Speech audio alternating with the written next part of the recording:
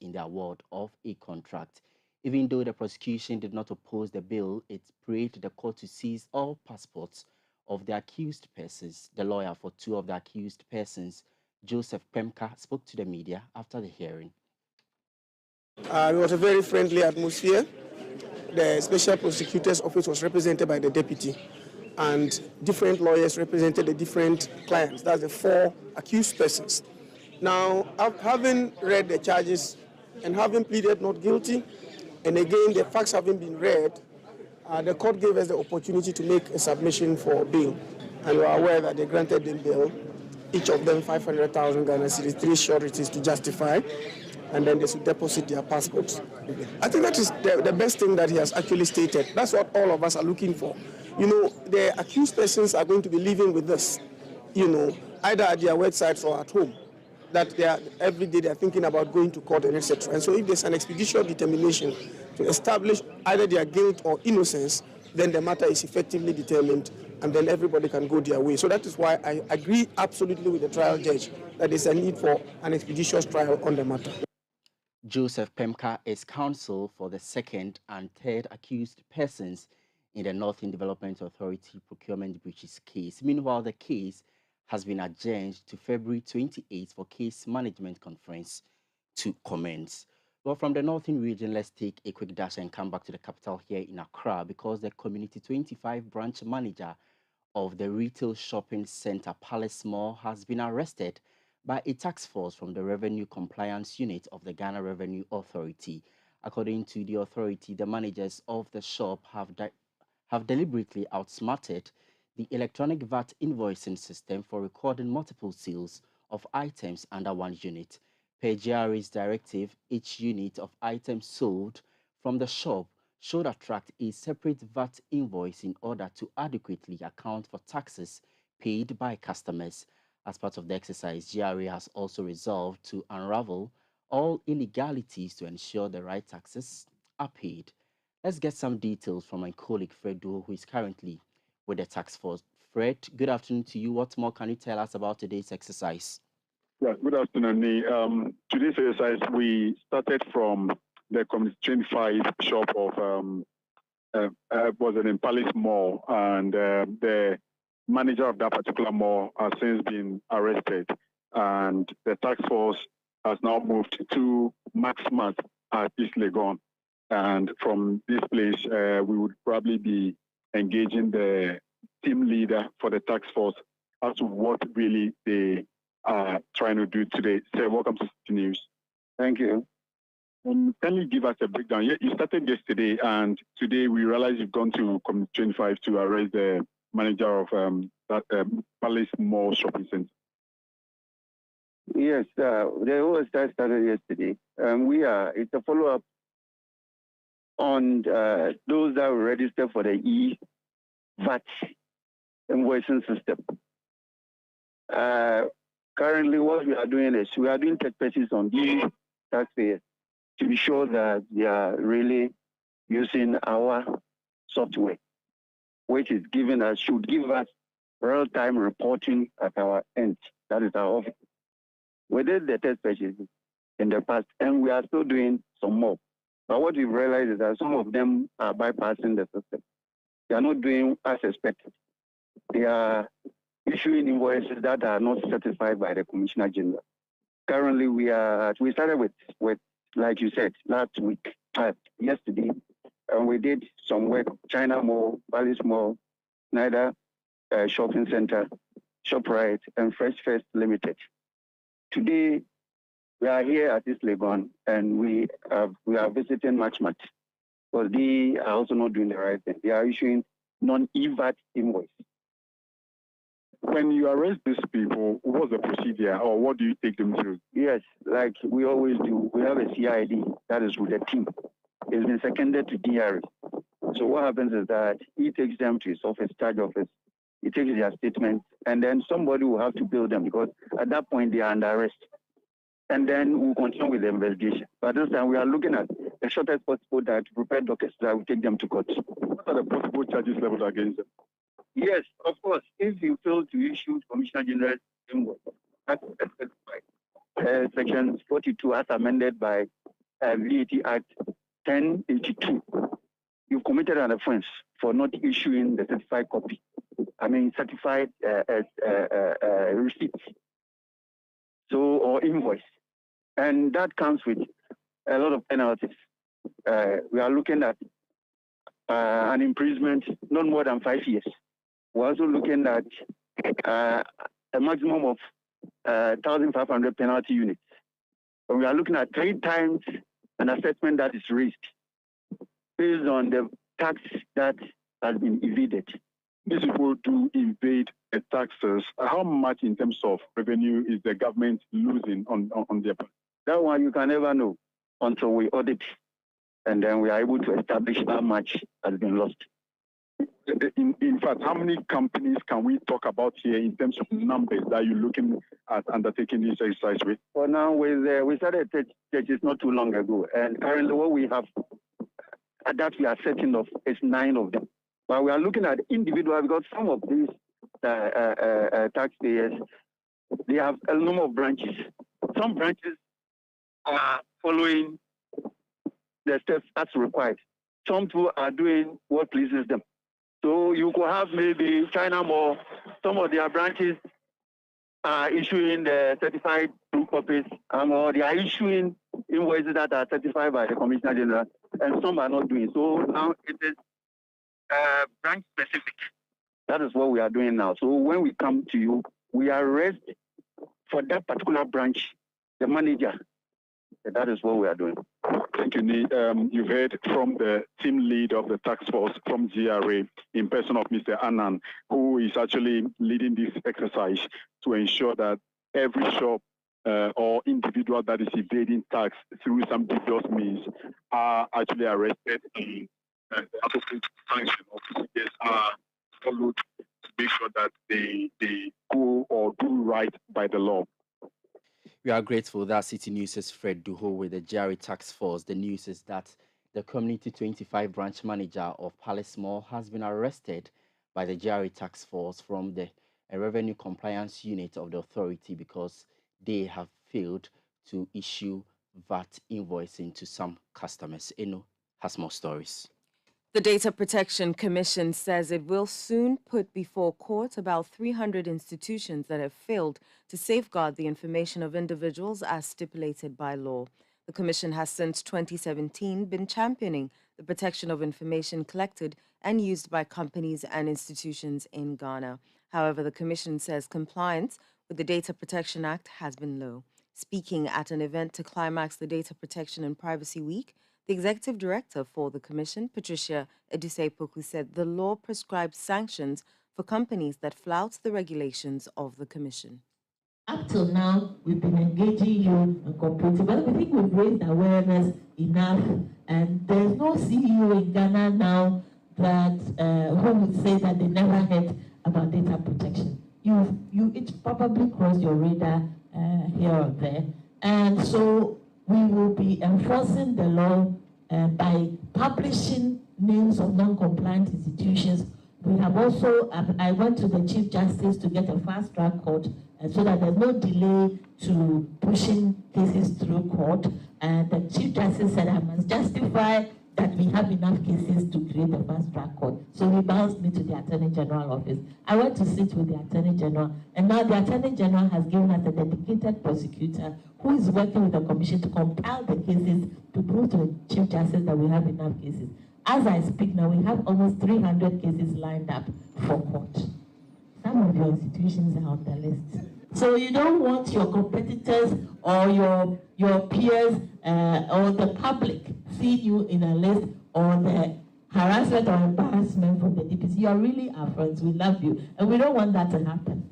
But so when you go back to the office, you want to check with your risk manager or the compliance person or whoever you have assigned to be responsible for your compliance efforts, or you, the ultimate decision maker. Check that your institution is registered with the Data Protection Commission and you are working on your compliance program. Otherwise, you might hear from our prosecutor. You heard the executive director for the Data Protection Commission, Patricia Edusei-Poku. Also speaking at the event, the Deputy Communications Minister, Amapoma Boateng disclosed that plans are far advanced in developing a national data governance strategy to safeguard personal information of individuals. Accuracies in reporting due to poor data qualities, difficulties in fixing data errors, data misuse and abuse, to ensure that we are able to be prepared and structured in how we treat our data. We are collaborating with the Data Protection Commission to develop a national data governance strategy to serve as a framework by which we will collect, access, use, store and share digitized data. The development of our national data governance strategy will be aligned with the regional data governance strategy project by Smart Africa Alliance. Additionally, the Data Protection Commission will develop our national artificial intelligence and the ethical use of artificial intelligence strategies. I humbly urge all institutions managing key data assets to contact the Data Protection Commission to ensure they are included in this important national project. I would also like to encourage the Data Protection Commission to continue their engagement with the general public to enhance the understanding of the basics of data protection so that compliance with the law becomes a responsibility and not an inconvenience. Increase the number of accredited institutions for data protection training to scale up the national awareness program. As the data economy continues, I urge the Data Protection Commission to progress with the certification of practice to assist businesses recruit and maintain in-house data protection officers to safeguard personal data. Deputy Communications Minister Amapoma Boateng. You are still listening to us here on the Citi Prime News on 97.3 Citi FM live from our studios at number 11, Dr. Martin Loop in Adabraka, Accra. My name is Larte here with Safo. Still ahead, Ghana's rental housing regime to be made more accessible and affordable as government commits 30 million Ghana cedis into the National Rental Assistance Scheme almost 3 years after its manifesto promise. Citi Prime News at 12 midday. Updates you on all the running stories and connects you to the newsmakers. You're welcome back. In more news this hour, government has committed 30 million Ghana cedis to start the first phase of the National Rental Assistance Scheme to facilitate accessibility and affordability of rental housing across the country. The scheme will provide a platform to Ghanaians to have their rent prepaid for them if they have proof of citizenship and employment. Speaking at an event to launch the scheme in Accra today, the Minister of Works and Housing, Francis Assenso-Boakye, indicated that government will soon roll out the initiative nationwide following a pilot program in some 6 regions. Government has therefore made a commitment of 30 million Ghana cedis to implement this scheme, and the initial phase will cover the Greater Accra, Ashanti, Northern, Western, Eastern, and Bono East regions. These 6 regions were selected because data from rent control indicate that they have a higher rate of rent advance related issues. The objective of government, however, is to operationalize the scheme throughout the country. Indeed, government recognizes the fact that public programs of this nature may come with its own operational challenges during implementation. I remember during discussion time and implementation issues were raised, and I was quick to point out that as a public policy student in America a couple of decades ago, we were still dealing with issues associated with some of their major federal programs like Medicare and Medicaid. So we do accept that challenges will come. This notwithstanding, it is our fervent hope that the experiences and lessons learned that will be drawn will help government make the scheme better across. Francis Assenso-Boakye is Minister responsible for Works and Housing. The Vice President, Dr. Mahamudu Bawumia, who was also at the event, said there will be no political interference in the disbursement of the loan to Ghanaians. The manifesto.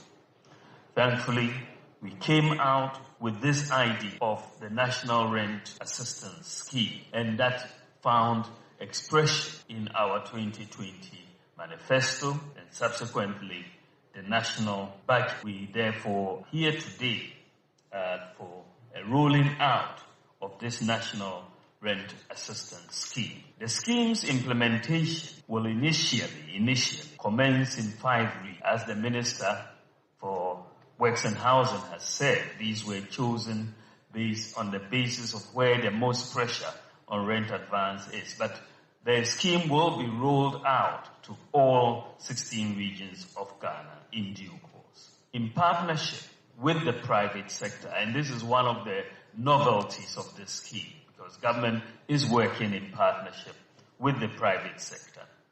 The scheme will provide low-interest loans to eligible Ghanaians to enable them pay rent in advance. These loans will be repaid monthly to match the tenor of the rent and will be supported by a bank guarantee in this case to ensure sustainability. And that is how it has been done. And because the management of the scheme is being outsourced to the private sector, you are inevitably going to have no political interference, because if they give a loan to somebody who is not eligible, they will lose money. That's Vice President Dr. Mahamudu Bawumia. The Municipal Chief Executive for New Jobbing South, Isaac Apel-Jesse, has welcomed the government's new approach to the collection of property rates. The Finance Minister, Ken Ofori-Atta, during the 2022 budget presentation, said the Ghana Revenue Authority in January this year will put in place a common platform for property rate administration to enhance property rate collection. Speaking to City News, the MCE for New Jobbing South, Isaac Apel-Jesse, said the GRA's involvement in the collection of the property rates will be to the benefit of most assemblies. Another problem was to the fact that most properties or houses were not valued. And so what it means is that if you have not valued a house, you only, per the law, just give it a stated figure, for instance, a whole big house, you may charge it, let's say, 99 cedis.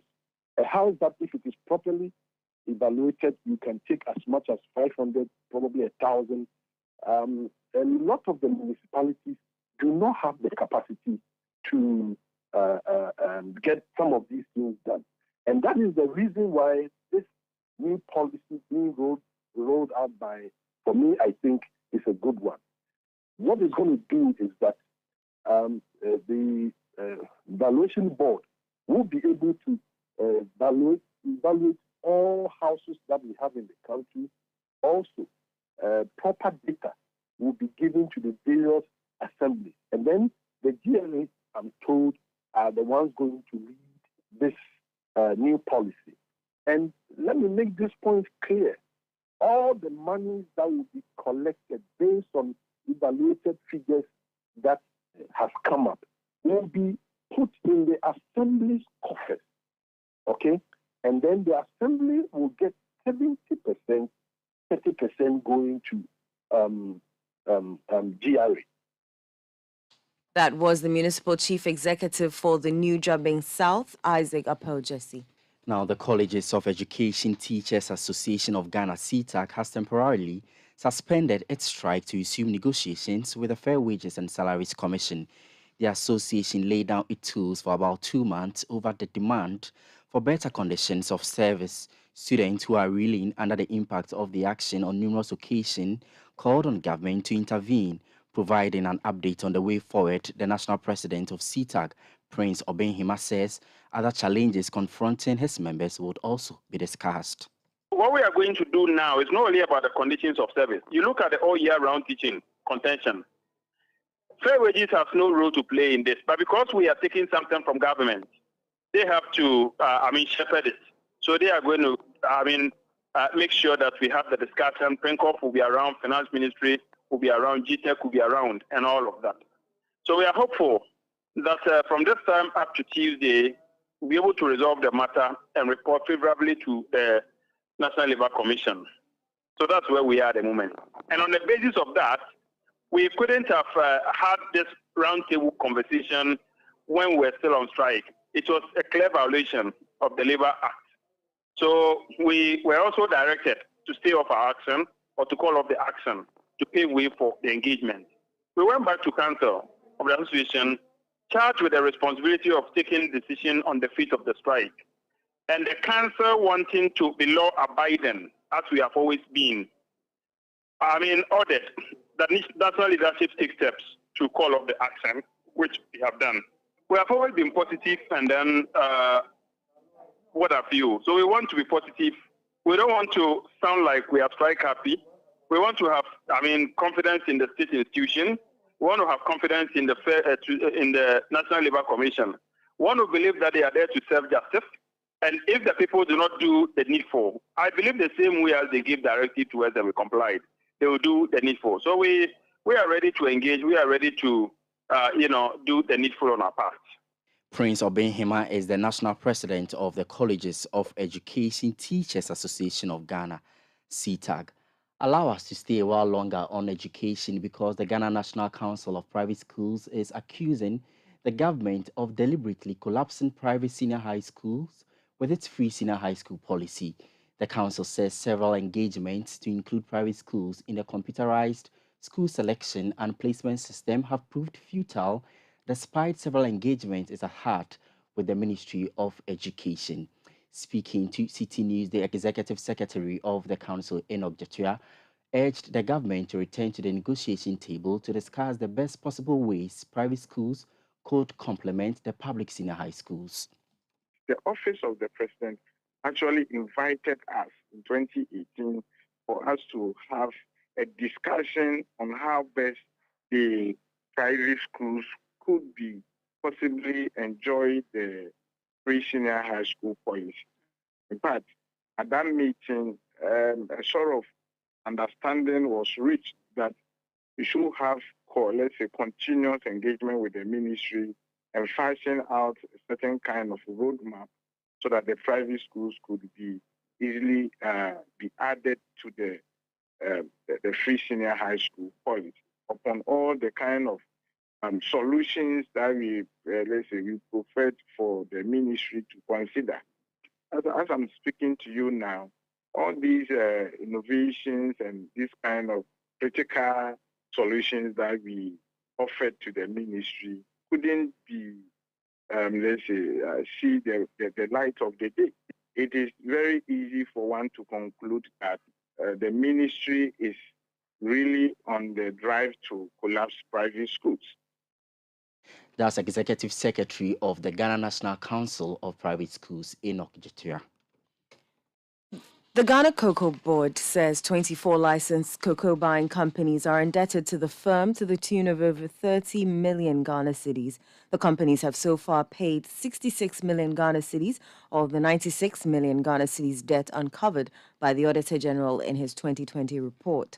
Appearing before the Public Accounts Committee, the Deputy Chief Executive Officer of Cocoa Board, Emmanuel Ray Ankra, says efforts are in place to retrieve the outstanding debt.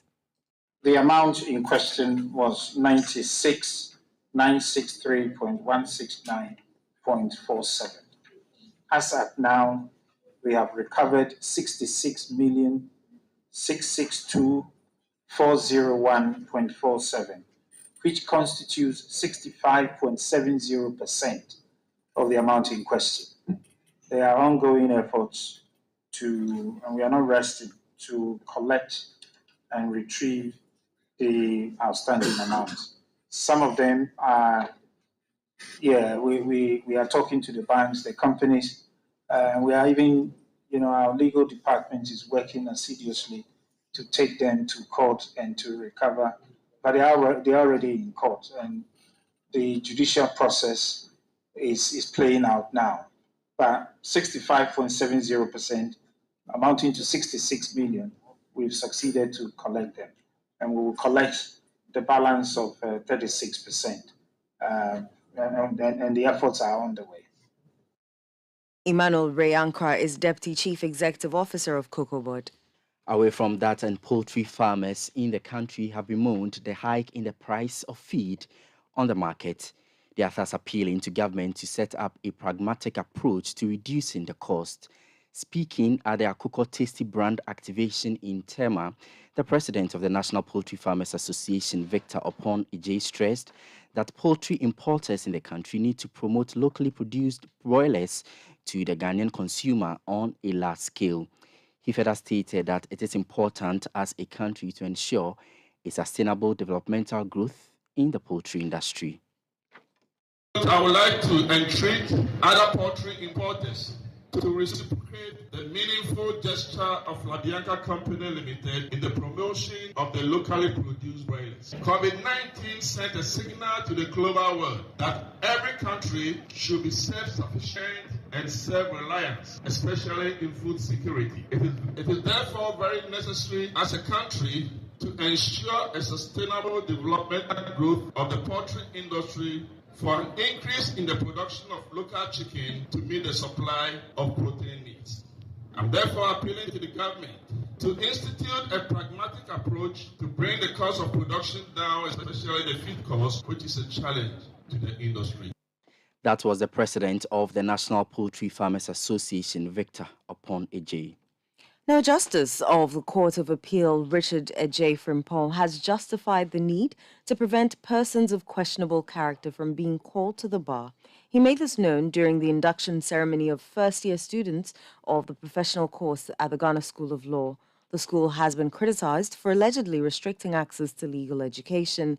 The judge, addressing the students as the guest of honor at the ceremony, indicated that upholding the ethics of the profession is essential in protecting the profession. Ultimately, legal education should aim at providing skills and competence for the creation and maintenance of a just and decent society. Any legal education system that fails to capture the broad compass of creating and maintaining a just, orderly, and decent society is half-baked and unbefitting.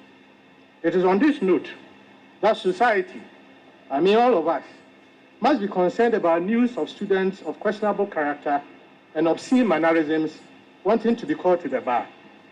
Must students of such character slip through the noble mesh and enter the profession to corrupt the decency and the nobility thereof? And this is where ethics becomes important in the advancement of legal education and practice in the jurisdiction.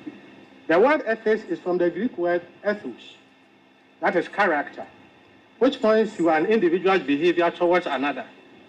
As a philosophical discipline, ethics is a systematic approach to understanding, analyzing, and distinguishing matters of right and wrong, good and bad, and admirable and deplorable, as they relate to the well-being of and the relationships among sentient beings. Richard J. Frimpong is a justice of the Court of Appeal. Let's turn our attention now to health because the government of Ghana has launched an ambitious agenda to build 111 healthcare facilities. Though saddled with challenges, government says it is resolute to see to the realization of the Agenda 111 projects. But healthcare managers are worried Ghana may not have enough healthcare practitioners to attend to the needs of patients as the exodus of healthcare workers keeps increasing. Citi News' Caleb Kuda has more in part one of a three-part feature focused on the exodus of healthcare workers from Ghana. My mom was a TBA. TBA means a traditional birth attendant. So growing up, she will conduct deliveries in the house. So anytime she's conducting deliveries, you see me around her trying to help. So I'm sure that is where the inspiration came from. Hardly a day goes by without Safo, not her real name, thinking of hanging her uniform and leaving the shores of Ghana. She's a midwife in one of the best tertiary hospitals in Ghana with the most sophisticated equipment. But the young professional who saw her mother serve as a traditional birth attendant believes working in Ghana is not worth it. Basically, I work like 14 or 15 days in a month. And the place is awesome. Work is okay, but like I said, the hassle is not worth it. 8-9 months into the work, I wasn't so happy because salary delayed and I had to manage my way throughout. Salary-wise, nursing in Ghana is a mystery. Currently, after every deductions, I think I get like 2,400 a month. rent to take your salary, transportation, food. So basically the 2,400, and it's the same money I'm using to pay my fees. For Safo, it's not only about the money, it's something inside, and it's so strong. It's not all about money, but at least change of environment, opportunities are outside the countries, a lot of them. So it's not just about the money, it's about at least the comfort, change of environment, diversity in culture. Um, I think those few will do for me. Ghana here, people have a very bad perception about nurses. One, is that nurses are prostitutes. Two, they are rude to their patient. But I think at the end of the day, we try as much as possible to help them. For a single young lady without a family, she believes now is the time to make the decision, and she's saving towards it. With an estimation of say 30,000, because I know when you travel outside the country, the money you used to register for your OET or say IELTS they'll reimburse. Some agencies or hospital will try and pay for your plane tickets and maybe visa, so it depends. Like 50% will be reimbursed. So how much have you saved so far? Well, just started saving last month. So last month I decided to save 1,007. If you can save 1,000 a month, you have a lot of money. No. Currently, I have a colleague. She may be leaving the country maybe like next month. So because of BSc midwifery, that's where she stayed a bit longer. She finished her BSc this December, and she'll be leaving very soon. Unlike Safo, Erefua, again not a real name, has a family. And for a master's degree holder, her take-home is less than 2,500 Ghana cedis a month.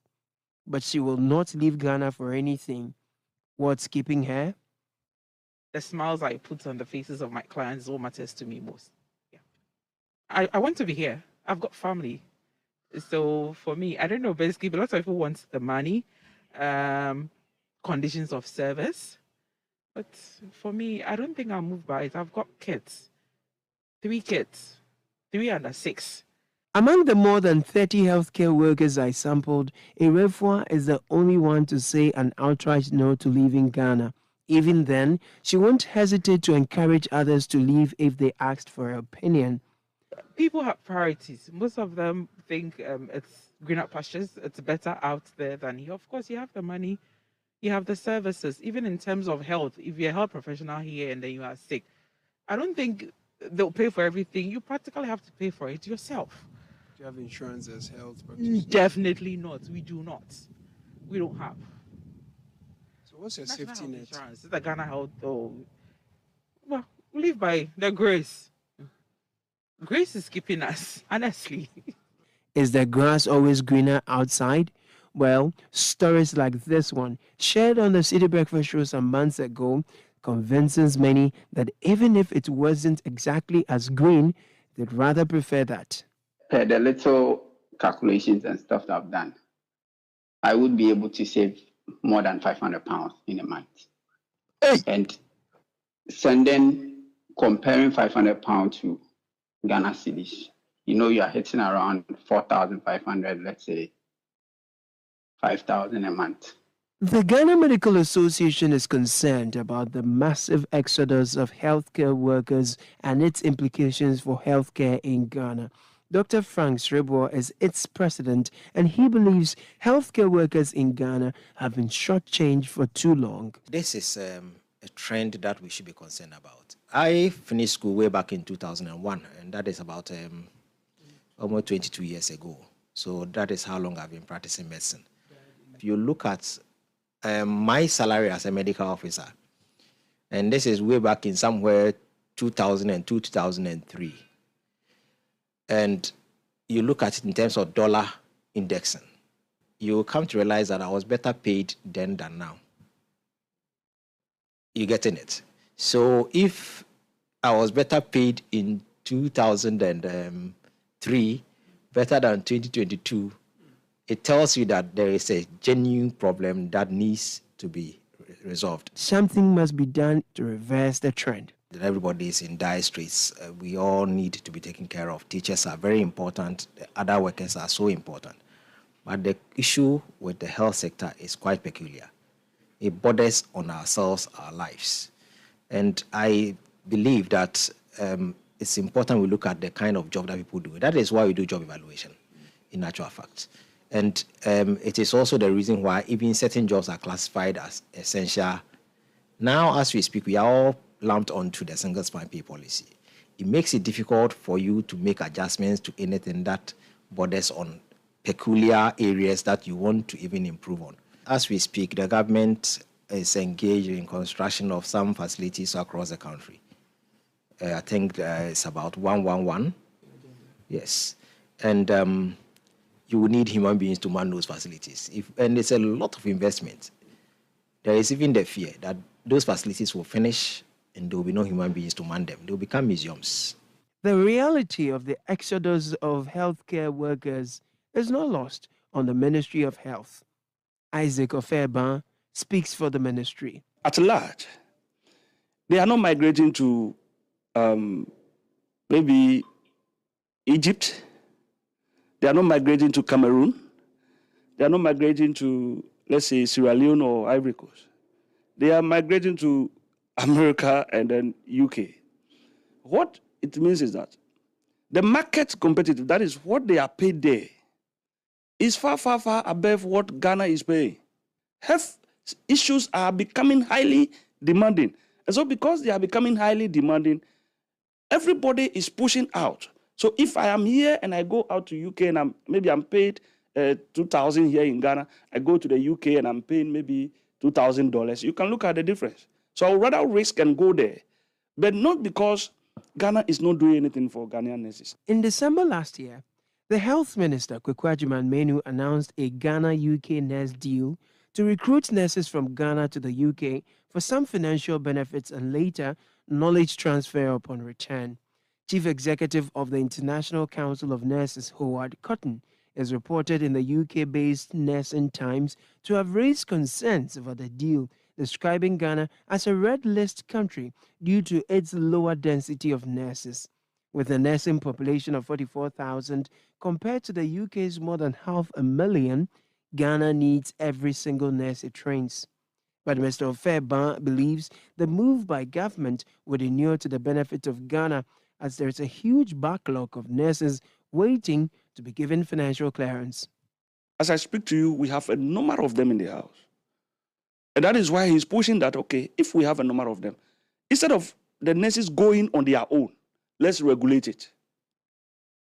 They go out without we knowing. So now we are going to regulate. You want to go where? Where do you want to go? You are going to the UK. We are taking you there. We give you 5 years term. We give you 3 years term. When you are done, we bring you back. Ghanaian healthcare professionals are demanding better wages and better conditions of service. In the absence of these, many of them are relocating. But the government says it's doing its best to retain some of our professionals. Even then, it says that for those who are migrating, it has a strategy in plan to ensure they return to contribute their quota. For Citi News, I am Caleb Kuda. Now, the World Health Organization has declared Ghana free of human African trypanosomiasis, commonly known as sleeping sickness. The Director General of the WHO, Dr. Tedros Ghebreyesus, in a tweet, congratulated the government of Ghana, health workers, and all stakeholders for working towards the elimination of the disease. Sleeping sickness is a vector-borne parasitic disease which is transmitted to humans by the fly bites. The people most exposed to the fly live in rural areas. You are still listening to the Citi Prime News on 97.3 Citi FM. Still to come, government's deadline for participation in its domestic debt exchange program expires today. If you stay with us, we get to hear from players in the financial space expecting a further extension to make room for revised terms following agreements with stakeholder groups. Citi Prime News at 12 midday. Updates you on all the running stories and connects you to the newsmakers. I'm indomitable.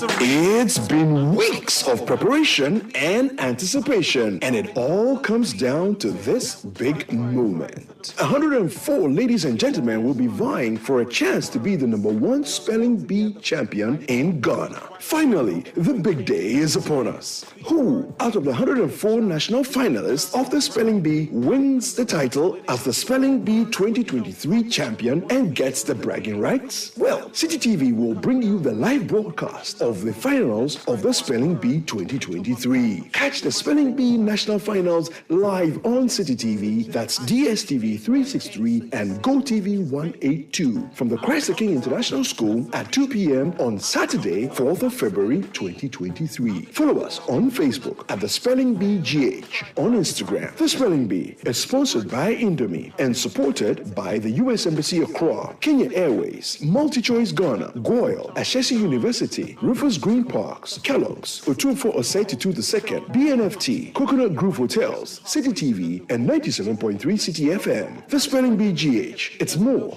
than just spelling.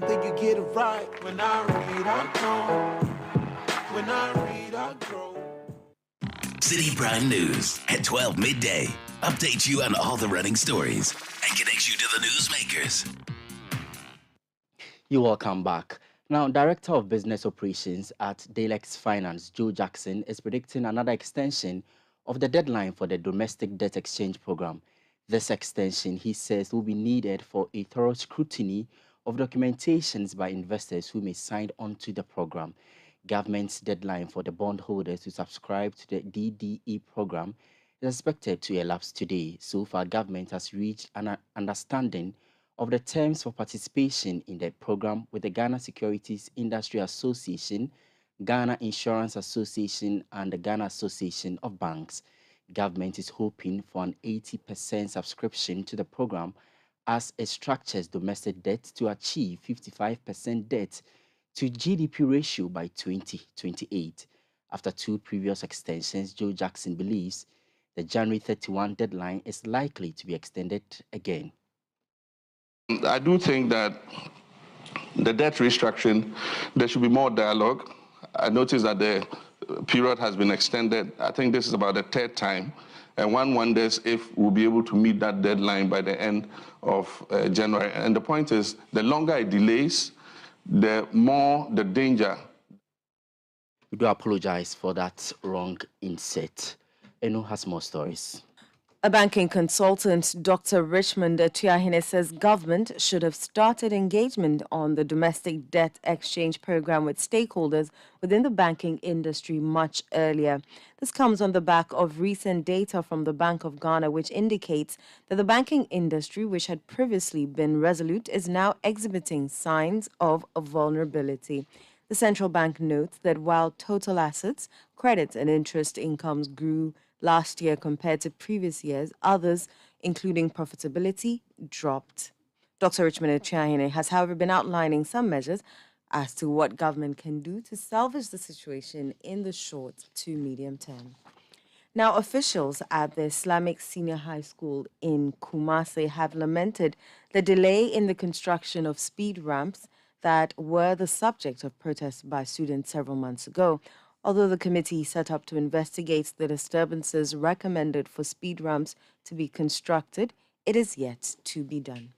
You're also listening to the Citi Prime News on 97.3 Citi FM. In more news this hour, the 2022 Corruption Perception Index by Transparency International reveals that 124 out of 180 countries have stagnant corruption levels. Countries with strong institutions and well-functioning democracies find themselves on top of the index. The CPI uses a scale of 0 to 100, with 0 being highly corrupt and 100 being very clean. Denmark ranked the least corrupt country, with Ghana ranking 72nd with a score of 43. The program's manager of the Ghana Integrity Initiative, the local chapter of Transparency International, Mary Ada, says Ghana is not making any progress when it comes to fighting corruption. Unfortunately, we should be really worried that we continue to remain on the same score. I think this is the third time running from 2020 2020, 21, and now 2022's results. So it means this country is not making any progress, of course. And this lack of progress is a worrying phenomenon, meaning that our fight against corruption is at a standstill. And I believe worry is important because we all know and we see the evidence of that in our policy space each and every day. Even though this is a perception index, remember the perception is captured of businessmen who deal with Ghana. We have experts' opinions feeding into this. One is bribery, and we all know that bribery continues to remain a very relevant issue in this society. In the public sector, we all know and we have had discussions and evidence, in fact, too, some of these, that there is usually the diversion of public funds. We all know what has happened to the COVID funds, which were supposed to be for the sake mitigating the impact of COVID on our society. The issue around the use of public office for private gain is another. And then we know the issues around nepotism. Are they relevant today? Do they continue to happen? And then the issue now, the prominent issue of state capture that is under discussion. We need to all pay attention to this. These are elements that we cannot run away from. That's Programs Manager of the Ghana Integrity Initiative, Mary Ada. The Pig Farmers Association says it will engage the Agric Ministry to reverse an agreement with the U.S. Department of Agriculture for the country's local market to be open to U.S. exports of pork and pork products in addition to other meat products. According to the association, the agreement, if implemented, could potentially kill the local pork industry. Speaking to Citi News, President of the association, Kwame Appiah-Dankwa, says government must act to save their businesses. The purpose was to help the youth to start up their own small farms and be able to employ others into the piggery industry. So now that you want to bring already slaughtered whole pigs or pork into the system, it means most of the farms will have to fold up. A lot of the processing companies in town will equally fold up, because what they are doing now is that they buy the pigs from our farms, they process it, and then they sell it to the supermarket. Now it's going to come already slaughtered from the states into our market. And straight away, it's going into the shops. So they will also be affected. So it's not something that I think it was well thought through. And we need to really sit down again with them and see how best we can resolve the issue.